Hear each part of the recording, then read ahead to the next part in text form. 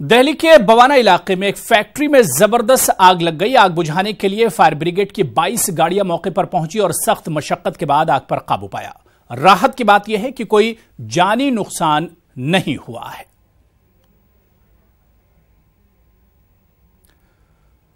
तो उधर दिल्ली के ही मीराबाग इलाके में एक फॉर्च्यूनर कार बेकाबू हो गई और इसने कई गाड़ियों को टक्कर मार दी। हादसे में एक लड़की मौके वारदात पर हलाक हो गई, जबकि 9 अफराद जख्मी हुए हैं।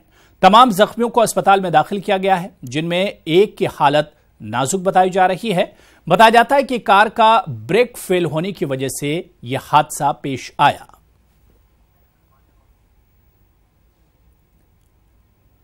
एक और बड़ी खबर की तरफ बढ़ेंगे। 2008 में हुए मालेगांव बम धमाके के सिलसिले में आज समाअत है। मुंबई की खुसूसी एनआईए अदालत ने आज तक के लिए समाअत को मुलतवी कर दिया था। कर्नल पुरोहित और सुधाकर द्विवेदी ने मुतासिरीन की फहरिस्त पर सवाल उठाया था। इनका कहना है कि एनआईए ने मुतासिरीन की फहरिस्त अभी तक मुहैया नहीं कराई है। दूसरे सभी मुलजिमीन ने केस से जुड़े तमाम सबूतों और गवाहों के जरिए कोर्ट में पेश करदा दस्तावेजात को कबूल करने से इनकार कर दिया है।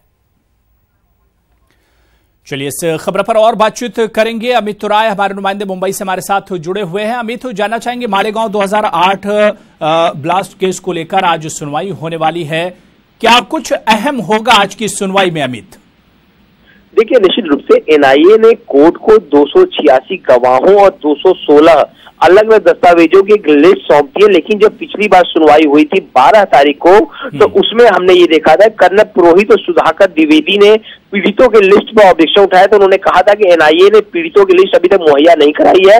वहीं दूसरे सभी आरोपियों ने केस से जुड़े सभी सबूतों और गवाहों के कोर्ट में पेश दस्तावेजों कबूल करने से इनकार कर दिया था। इनकार करने वाले आरोपियों में साध्वी प्रज्ञा सिंह, समीर कुलकर्णी, अजय राहिकर, सुधाकर चतुर्वेदी है। तो आज जो है पीड़ितों की लिस्ट जो है वो दी जाएगी यहाँ पर, और इसके बाद एक एक करके जो सबूत और गवाह पेश किए गए और जो पीड़ितों की लिस्ट दी जाएगी उनके ऊपर सुनवाई की जाएगी, शुरू होगी। मैं आपको बता दूं 286 गवाह है इस मामले में, तो एक एक करके सुनवाई जो है ये बहुत लंबा चलने वाला है, क्योंकि यहाँ पे सरकारी पक्ष साफ तौर पे कह रहा है कि बचाव पक्ष जो है वो लगातार गुमराह कर रहा है, एक के बाद एक करके याचिकाएं डाला, जिसकी वजह से केस आगे बढ़ ही नहीं पा रहा है। और इस मामले में माननीय न्यायालय पहले ही कह चुके हैं कि 10 साल हो गए इस केस को लेकर, अभी तक ट्रायल शुरू नहीं हुआ, तो हमें ट्रायल जल्द से जल्द शुरू करके इस केस को खत्म करना है। तो अब ये है कि पीड़ितों की लिस्ट दी जाएगी, यहाँ पर जो गवाह है उन पर एक के बाद एक करके सुनवाई होगी। सरकारी पक्ष अपना पक्ष रखेगा और उसके बाद बचाव पक्ष जो है वो अपनी दलीलें पेश करेगा। तो आज से जो इसकी शुरुआत हो सकती है, गवाहों की लिस्ट सौंपी जा सकती है और उसके बाद एक एक गवाह से पूछताछ, यानी दोनों पक्ष जो है पूछताछ करेंगे, साथ ही साथ जो दूसरे जो गवाह हैं और जो पीड़ित हैं उनसे भी पूछताछ शुरू हो सकती है। बिल्कुल, लेकिन अमित राय, जैसा कि आपने कहा कि 10 साल पहले ही गुजर चुके हैं और उसके अलावा जो विक्टिम्स हैं, जो मुतासिरीन हैं, एक लंबे वक्त से इंसाफ का इंतजार कर रहे हैं। देखिए, निश्चित तौर पे यहाँ पे बिल्कुल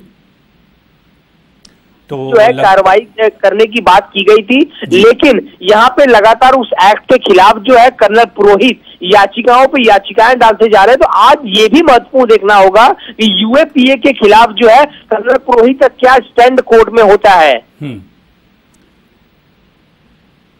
बिल्कुल, चलिए अमित, बहुत बहुत शुक्रिया हमारे साथ बातचीत करने के लिए। जाहिर सी बात है कि आज मुंबई की खुसूसी अदालत में सुनवाई होने वाली है।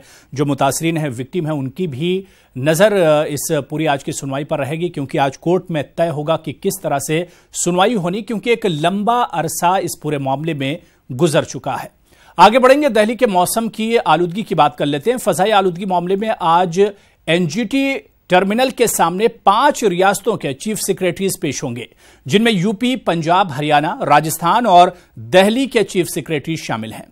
5 रियासतों के चीफ सेक्रेटरीज एनजीटी को बताएंगे कि फजाई आलूदगी को रोकने के लिए अब तक क्या अहम कदम उठाए गए हैं, आइंदा एयर क्वालिटी अगर और खराब होती है तो इसके लिए क्या मंसूबा तैयार किया गया है। आपको बता दें कि एनजीटी दिल्ली और दिल्ली के आसपास के रियासतों में खेतों में जलाई जा रही परली की वजह से बढ़ रही आलूदगी के ताल्लुक से मफादे आम्मा की दरख्वास्तों पर समाअत करेगा।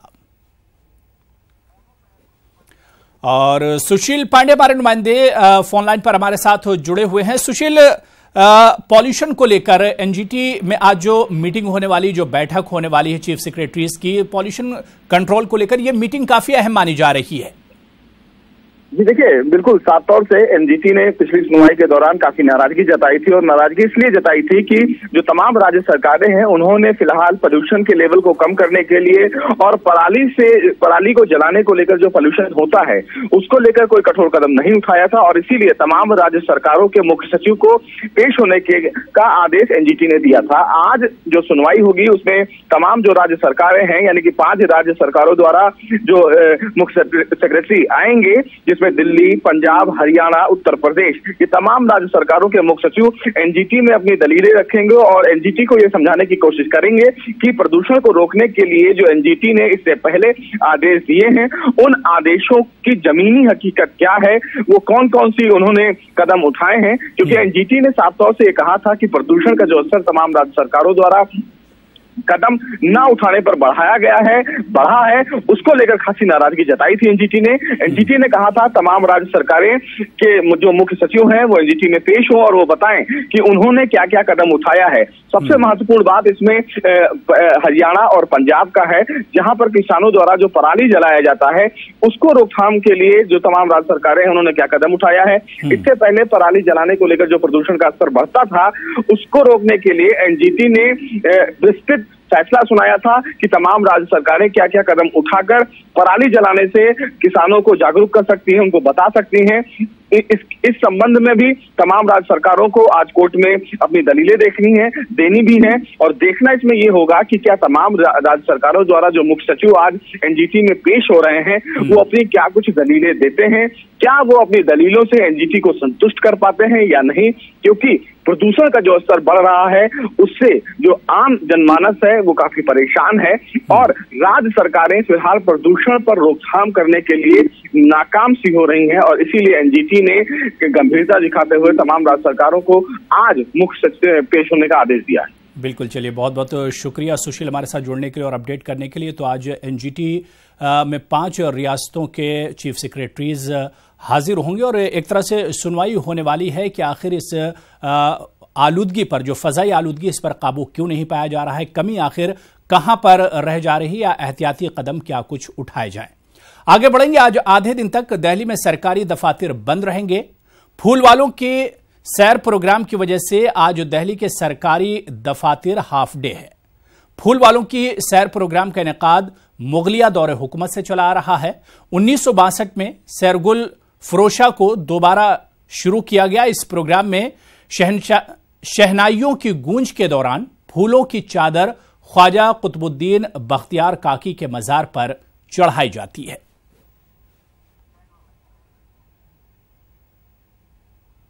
आज दिल्ली में सेंट्रल इलेक्ट्रॉनिक्स लिमिटेड यानी सीईएल के मुलाजमीन की हड़ताल है। सीईएल के मुलाजमीन निष्कारी के मामले में मरकजी हुकूमत से आर पार की लड़ाई की तैयारी में है। यूनियन के मुलाजमीन council of scientific and industrial research centre पर जबरदस्त मुजाहरा करने वाले हैं। सीईएल के मुलाजमीन इससे पहले भी बड़े पैमाने पर एहतजाज कर चुके हैं। आज के इस एहतजाज में कंपनी के ज्यादातर मुलाजमीन हिस्सा ले रहे हैं। आपको बता दें कि अभी तक यूनियन के आला ओहदेदारान Congress, CPI M, Delhi officers union और दीगर ओहदेदारों और लीडरों से मुलाकात कर चुके हैं, लेकिन इसका कोई खातिर ख्वाह नतीजा अभी तक नहीं निकला है।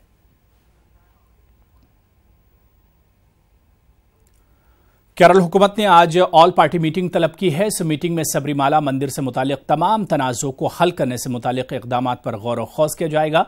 सबरीमाला मंदिर में ख़वातीन के दाखिले से मुतालिक जो भी मसाइल हैं इनको हल करने की कोशिशें की जाएंगी। वाज़ेह है कि सुप्रीम कोर्ट सबरीमाला मंदिर में ख़वातीन के दाखिले की इजाज़त दे चुका है, लेकिन हुक्म पर अमल नहीं किया जा रहा है।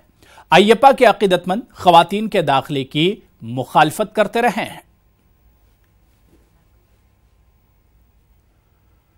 बीजेपी सदर अमित शाह आज से मध्य प्रदेश के दौरे पर हैं। 7 दिनों में वो 28 असेंबली हलकों में अवामी रैलियों से खिताब करेंगे। शाह 11 बजे इंदौर के बड़वानी में अवामी रैली से खिताब करेंगे। आज ही शाहजहांपुर बड़न नगर में भी अवामी रैली से खिताब करेंगे। 16 नवंबर को अमित शाह खजुराहो पहुंचेंगे और टीकमगढ़, सागर, दमोह में अवामी रैली और रोड शोज में शामिल होंगे। इसके बाद वो दिल्ली रवाना हो जाएंगे। 18 नवंबर से दोबारा अपने इस दौरे का अमित शाह आगाज करेंगे। हमारे राष्ट्रीय अध्यक्ष जी का